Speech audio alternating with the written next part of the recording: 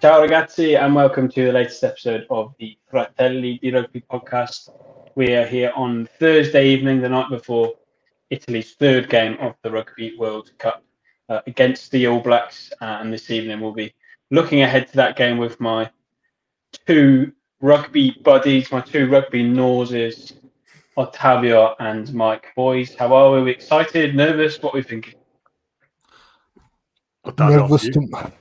Nervous tomorrow. For now, exciting. Sure. So let's see how it's gonna be. Happy to see you, March. Yeah, I'm the same. I'm excited. Nerves might flutter tomorrow just before the game, but it's a free play for us, and it's good to have you back as well, March, as well.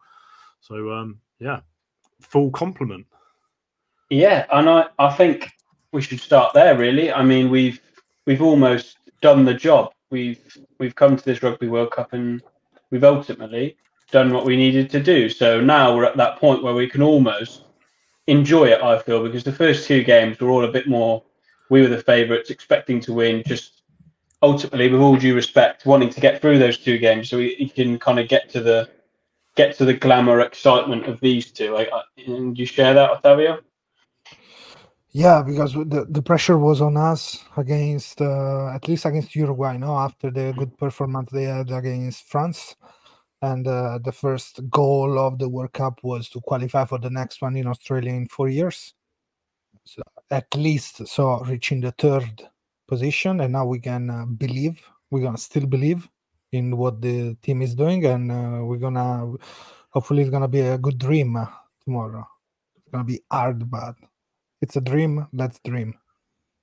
Yeah, I think that's it, isn't it? I think a lot of people, I saw someone saying that people thinking that this is a game to target, or that they think we might win this. And I think it's just not important, but I think it's key for us to say that we are very, very hopeful that this Italian side can beat the All Blacks tomorrow. But there is definitely no expectation on our part. We do not expect Italy to go out there tomorrow and win, and we will not be disappointed if the result doesn't go our way, because ultimately we are still talking about New Zealand here, aren't we? It's the All Blacks, for goodness sake. It's not. It's no mugs. We're talking about arguably one of the best teams to ever do it on the planet. I think we're all realists, aren't we? Sorry, no, I was just saying I think we're all realists. It's like you said, there's zero expectation. The boys are unshackled, they're unburdened by any weight of that, and they can just give it a crack. And that's what makes it exciting in my eyes. Like, we can just go out, express ourselves, and hopefully we're able to, impose some of our our game on them, as opposed to them, just maybe like imposing themselves on us. So yeah, I think it's a free play, and that's how I see it tomorrow. Yeah. The fact is that tomorrow we can we don't have the pressure on us. It's something that usually we love to, not having that pressure. So maybe it can be a factor in this game, because we saw the two squads, and New Zealand goes with the best at the moment, the most fit people. People come back. The captain is back. So tomorrow, Sam Whitelock is gonna be the oldest All Black, right? With caps, so with more caps than everybody. Sure. So hopefully it's gonna be something like. Do you remember what happened with Alwyn Jones when he played against us and he was celebrating something? No. So guys, let's see. But let's put our brand for the last two games, because that is something that the team wants to do. No. For Kieran Crowley, for the fans, for the media too, because they know what how we play, and we have to do maybe kicking more, but we can do a lot more. And the team is exciting. Come on, guys, our team is exciting anyway. Yeah, I think that's probably a good place to go to quickly, is the teams. And Mike, first and foremost, I guess New Zealand going as strong as possible is almost a credit to us, really. They're taking it very seriously. They know they have to play their best team to beat us, and that's a massive bonus for us, I guess, isn't it? Yeah, I mean, we asked for respect and we've got it. That's the be all and end all here. Like, we've asked for respect and credibility, and now we can't shy away from that. The boys have been wanting it for 18 months, and listening to the New Zealand press conference, the New Zealand press conference, before the game from yesterday, they're taking us incredibly seriously. They're seeing this as a knockout match, and it looks like they've really been looking at how we've been playing over the past 18 months, and they feel like they can do something to hurt us. And hearing Kieran say exactly the same thing sort of gives us that glimmer of hope. So we've asked for credibility. Let's see what the boys can do with it now. And I guess Ottavio, ultimately, as far as I can think, we knock New Zealand out tomorrow night. If we beat them, they're done. So I know it's a big ask, but they have to win tomorrow. So there is at least that bit of pressure on the All Blacks. That's the pressure that we want to put on them too. So not making them an easy victory. So fight back, fight until the last minute of the game. That probably, I know it sucks to see, but if we lose the game, I want to lose it in the last 5 minutes. I don't want to lose them in the early 20 minutes, right? Or in case I want to come back and still they have to suffer until the end, because we don't want to give them anything for free. And having different game plan, first half, second half, switching players can be also exciting to see. And many of our players never play against New Zealand, so it's going to be a first time for a lot of them. But these are the games that you want to play, right? And man, let's go play. Actually, really, let's go play. We know our issues in the breakdown, aerial battle, kicking game. We don't use a lot of box kick, less than 5% in general. So maybe tomorrow is going to be something different, another step in the evolution of Italian rugby. Sure, absolutely. Mike, on the Italian team, I guess there's no real surprises up front, but what we have done is we've gone back to Paolo Garbisi at 10, Ange Capuozzo on the wing, and Tommy Allen at 15. Now, I think we've spoken about this before, and I certainly shared my thoughts about this on Twitter this week, that for me personally, I prefer the way we did it against Uruguay. However, I can see that hasn't had a lot of game time, has it? So I guess this is the best formation that means that we can still have our key playmakers in terms of Tommy and Garbisi there, but also keeping Capuozzo. Yeah, I think as well, we're probably looking to change a little bit how we play. Hearing Kieran say, of course, we're going to kick in the press conference, sort of bodes well as well, because it's something that we've traditionally had a bit of, I suppose we've been a bit guilty of like overplaying, or, if we're going to kick, we've been doing those kicks to nothing. But it sounds like there's almost like a concise and concerted plan to actually utilize kicking against New Zealand, which I think is actually probably a really good idea. So having Alan, with a bit of time in the backfield, so we can start picking it as well. And let's be honest, he's played very, very well there, and he's taken to that fullback position, very well. And I think, yes, it means less time for Capuozzo at fullback, but he's going to get time on the wing, and hopefully we're able to give him some clean ball from Tommy. So yeah, I'm all for it. I'm really happy we've gone all out, and like you said, there's not really that many surprises, I think, for us. And Ottavio, I guess we have to kick better than we did, especially in that first half against Uruguay. And if we play in that similar vein of that first 40 minutes against Uruguay, the game tomorrow will be finished inside 20 minutes, won't it? So it's getting that kicking battle right and doing it well, because if we don't kick well and we kick loosely, we are going to be picked off every single time. Yeah, because also New Zealand is so capable to attack from their 50s or half of the field if they give them the chance.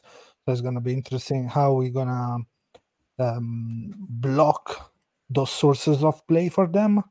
and maybe I'm sure they're gonna try to attack us since the kickoff.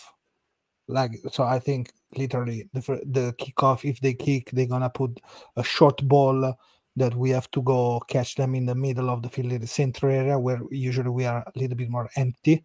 So they can attack already that the Mounga style against the Blues a couple of years ago. I have that action in my mind. That can be something they want to try to do. But also we have to give both our kickers, left boot, right boot, so Allan and Garbisi and Allan, the chance to use properly, kick them back, but 50-22 pressure. I like the way Capozzo kicked twice, and we got the first scrum in their 50s, in their opposite 22, and then the other one we got the line out. So against Uruguay, so something different, yes. Maybe some good ball with a box kick that can be surprising tomorrow, because we didn't see that coming in the last at least two games of the Rugby World Cup. So that it can be a surprise for us, but we have to be 100% into the game with our skills. Let's say no errors, no mistakes tomorrow. Sure. And Mike, is it? We obviously have to play at our absolute best, 100%, no errors, no mistakes. But do we also need New Zealand to maybe be 10-15% off it if we're to stand a chance of winning tomorrow? I mean, if they're playing at their best, I think it's going to be a long day at the office if we put it like that. So if we're saying 100% versus 100%, you know, they're at 100%, they beat anyone. And we'd have no arguments at that point, would we? Really, we'd have no arguments. No. If they play their absolute best and we're still able to, you know, give it a crack and give it a fair crack, then I don't think any of us will go away disappointed. But yeah, I agree. I think we have to be at 100% the whole time. We have to be absolutely perfect. And you know, there's so many things that can change a game nowadays. You know, who knows? It's just we can't let the game, like you said, March, run away from us in the first 20 minutes like we have been in the Six Nations. Because let's be honest, we're clearly a fit enough team. We're clearly good enough in the second half to come back from a certain deficit, even against the best teams. But we start slow, and we can't afford to start slow against the All Blacks. Like, just absolutely can't.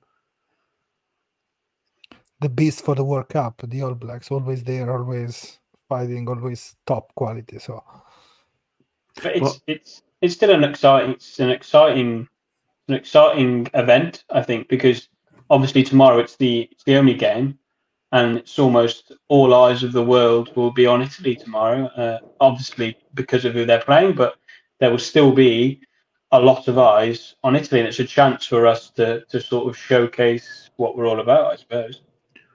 Yeah, and also like something that hasn't really been said. New Zealand have never been in this position before. They've never lost a pool match before, so they've never had to go into a mentality that a pool match is, you know, a knockout game for them. I'm sure that's how they're treating it now, but they've never had to do that, and that added pressure can do weird things to people, especially, you know, an All Blacks team who haven't really been playing their best rugby over the past, you know, 18 months or so. So who knows, man? Like you said, it's an exciting event. I think the vast majority of the people for the first time are going to be hoping that we win. In terms globally, there's probably a small contingent of the tier 2 teams that hope we lose, and obviously New Zealand. The rest of the world are probably going to be rooting for us. So yeah, even France, Mike. Even France, yeah. So yeah, I'm excited, man. I'm so excited, and it just feels like the day before Christmas, right? Like it's just the expectation. You don't know what you're going to get, and sort of makes it exciting. It does, and I've got goosebumps thinking about it, actually, and I think I'm going to need. It's a Friday night as well, so it means that I can have a few beers whilst I watch the game, actually. And I haven't. I'm trying to think. Our 2 games so far, I've either been sunbathing at the time, or I had work to do later that day. So this will be the first time I'm actually going to be able to sit down have a beer as well. No, don't get any beer. If it worked so well previously, don't get any beer. No, so I feel like either I'm going to be celebrating, so I'm going to need a lot of it, or I'm going to need it just to take the edge off after getting humbled by New Zealand. But March. Go on. I was going to say, don't pretend like you haven't been having mojitos by the side of the pool like the past. Let's be honest. No, I haven't. I promise. I'll tell you, the way that the schedules worked, are New Zealand in a potentially a little bit vulnerable position, given that they obviously had that opening day defeat. Then all they've had in between that is a game against Namibia, where they obviously weren't particularly challenged. So, do they come into this a little bit rusty? Can we maybe take advantage of that? Man, I hope so, because probably also the change, even some of the change we had, bringing back more easy with the rest last week, it's key for us because we played after 5 days, 6 days. They had almost 2 weeks out.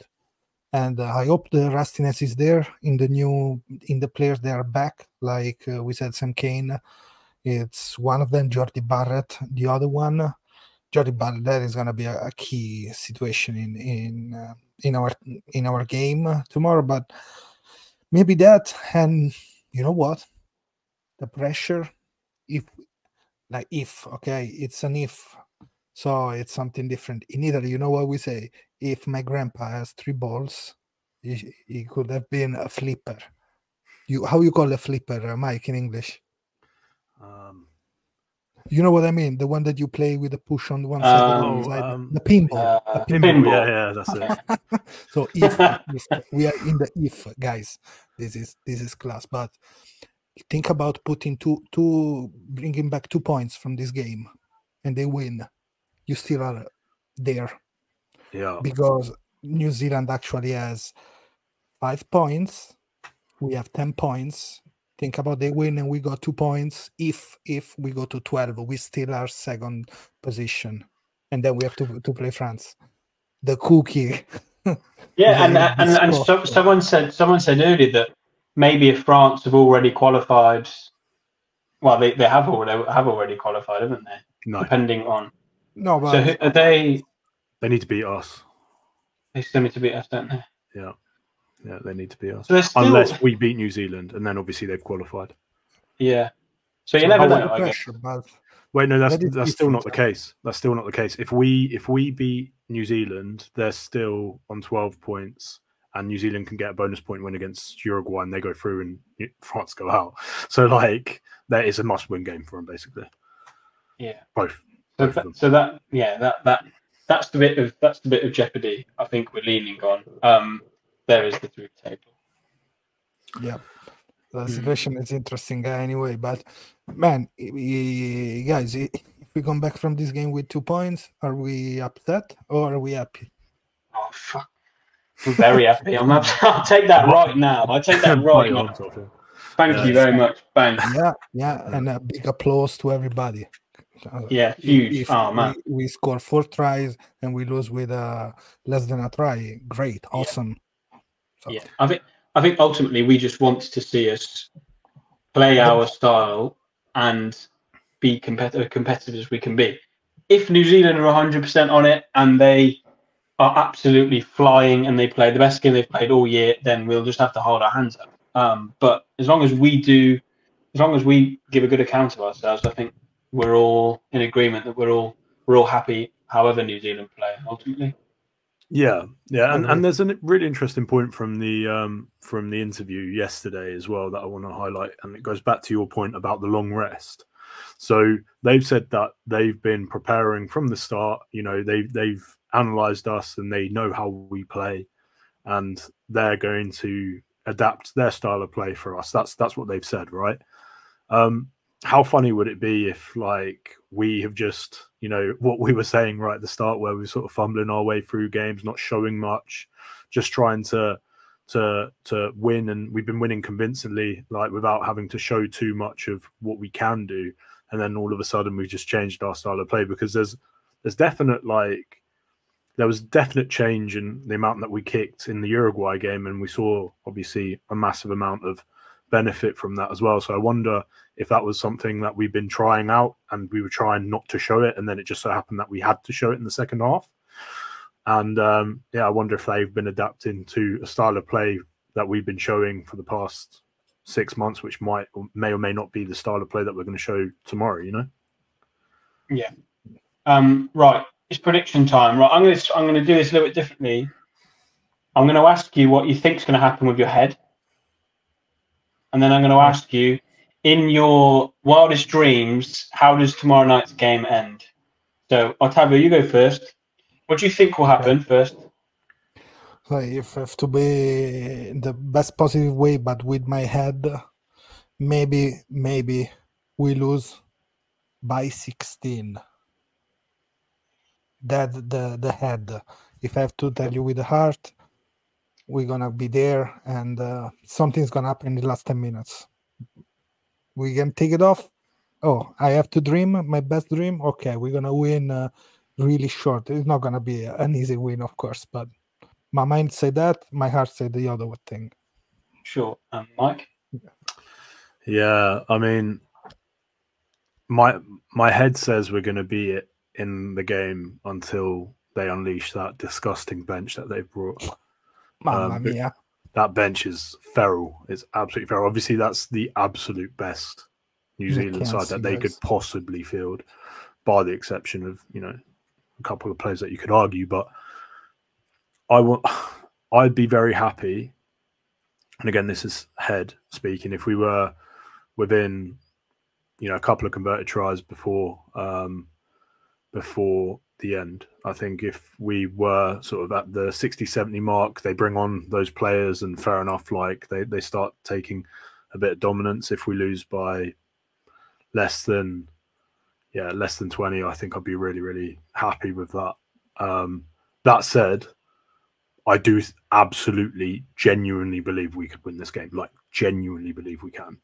And that's not clout. I just think, you know, we have the ability to. It's just we have to be perfect. Whether we are or not is in our hands, right? We have to be perfect and basically see what happens. Yeah, I think in terms of relevance, like, I think that if people were thinking that maybe Uruguay could shock us, that I think it's about the same of us going and beating New Zealand. Now, Yeah. my Super Brew prediction, which I've been doing, which is you just predict all the results. I've put New Zealand by 18, and so that's what I think will happen, and what I would also be pretty happy with. Having said that, if we were to concede 55 points, but we score 32, and we get a losing bonus, and we get a try bonus point, then I'm also happy. So it's one of those where if we could take a point, I'd be delighted, whether that comes from 4 tries or losing bonus. If we get a point, I'd be absolutely delighted. But what I will also add is that I 100% agree with you, Mike, that this Italy side are capable. If certain things happen, we are capable of beating New Zealand. Now, New Zealand are not the world beaters that they have been in time gone by. I think the fact that they are the All Blacks makes it a little bit more of a daunting prospect. But when you boil it down, New Zealand. Sure, and when you boil it down, they were beaten by France, and we pushed France very, very, very, very close to the Six Nations. So we can see that there is a reasonable thinking that we could go and beat them tomorrow. So I'm willing, and now that I've said it, we're going to do it. Oh man, I've just convinced myself. That's it. Laws of attraction, right? I know. So yeah, I think we're all in agreement that we'd be happy with anything less than 20 points, unless we could sort of get a point. But yeah, we can but dream. I was going to say, what I will say is I watched the 2007 game earlier, and it was with Nick Mallett at the helm. And the way they celebrated that loss, I pray to God, right? If it's, I think it was 22-point loss, they celebrated it as if they'd beaten them. I hope that if it is a 22-point loss, the boys actually feel it in their skin a little bit and take that to France, right? But yeah, no celebrating. I think we'll be on that, aren't we? Sure, and I think we're, in times gone by, we'd have played New Zealand and been like, well, this is a foregone conclusion. It's not even worth talking about.